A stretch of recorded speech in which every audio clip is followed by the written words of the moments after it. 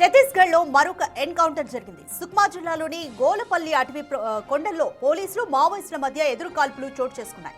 ఈ ఘటనలో 3 మావోయిస్టులు మృతి చెందారు. మావోయిస్టుల దగ్గర నుంచి ఆయుధాలు, కొన్ని విలువైన పత్రాలను పోలీసులు స్వాధీనం చేసుకున్నారు. మావోయిస్టులు ఉన్నారన్న సమాచారం డిఆర్జీ బృందం సర్చ్ ఆపరేషన్ కొనసాగిస్తోంది.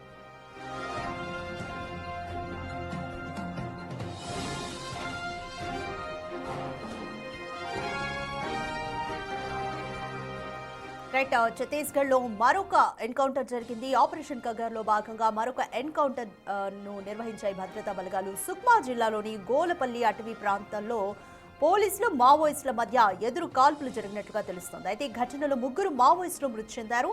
మావోయిస్టుల నుంచి ఆయుధాలు, కొన్ని విలువైన పత్రాలను కూడా పోలీసులు స్వాధీనం చేసుకున్నారు.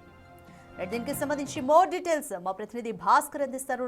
భాస్కర్, ఛత్తీస్గఢ్ లో మరొక ఎన్కౌంటర్ జరిగినట్టుగా తెలుస్తుంది. 3 మావోయిస్టులు కూడా చనిపోయినట్టుగా తెలుస్తుంది. Complete details.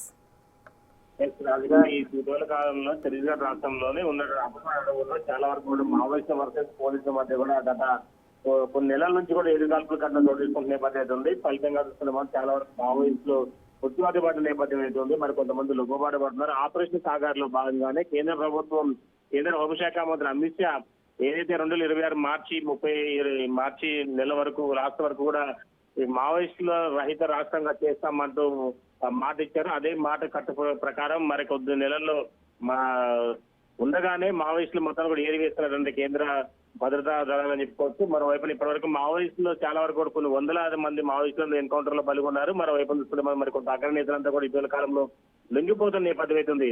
తాజాగా సుక్మా జిల్లా అడవి ప్రాంతంలో అబుజ్మట్ అడవుల సమీపంలో ఉన్నటువంటి సుక్మా జిల్లా బేజాపూర్ సమీప ప్రాంతాన ఈ యొక్క ఆడ మావోయిస్టులు పక్కాగా సంచరించారు అనే సమాచారంతో గొల్లపల్లి పోలీసు సిబ్బందిలో ఒక్కసారిగా ఈ మావోయిస్టులు వచ్చిన నేపథ్యంతో మొత్తానికైతే సర్చింగ్ ఆపరేషన్ కొనసాగిస్తున్న తరుణంలో మావోయిస్టులు ఎదురుపడడంతో ఇరువురు మధ్యన ఎదురుగాపులు కన్నా తోడు చేసుకుంది. ఫలితంగా 3 మావోయిస్టులు మృతి చెందారు. విలువైన పత్రాలతో పాటు ఆయుధాలు సైతం కూడా స్వాధీనం చేసుకున్న నేపథ్యం అయితే ఉంది. మరోవైపున ఇంకా కీలకమైన సమాచారం సైతం కూడా రాబట్టారు. అక్కడ ఉన్నటువంటి నక్సల్స్ యాక్షన్ ప్లాన్ ఎలా ఉండబోతుంది అనే సంబంధించి ఆ ఏరియా దళ కమాండర్కి సంబంధించినటువంటి ముఖ్యమైన కీలకమైన పత్రాలు సైతం, అంటే యాక్షన్ ప్లాన్ ఎలా ఏం చేయబోతున్నారు, ఎలా చేయబోతున్నారు, ఎక్కడ కలవబోతున్నారు దానికి సంబంధించి కూడా కాస్త కీలకమైన పత్రాలు దొరికినట్టుగా తెలుస్తుంది. Ratna. Right, thank you Bhaskar.